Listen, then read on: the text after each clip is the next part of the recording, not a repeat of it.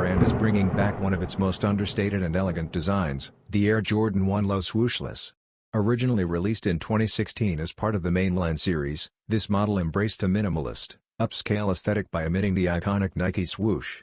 In spite of this, the idea of quiet luxury may no longer rule fashion discourse. The black and sail colorway of the Swooshless AJ1 Low is the first to return, over 10 years later. A true reissue with the same superior tumbled leather and tech specs is suggested by the fact that this black and sail edition maintains its original construction, including the same product SKU, in contrast to numerous retro releases that add design alterations. Nike branding is still subtly present despite the lack of the swoosh thanks to the wings emblem on the heel and the Nike Air tongue tag. The re-release is anticipated to occur in the autumn of 2025, and while the exact price is unknown, it is probably going to be more than the $150 initial price.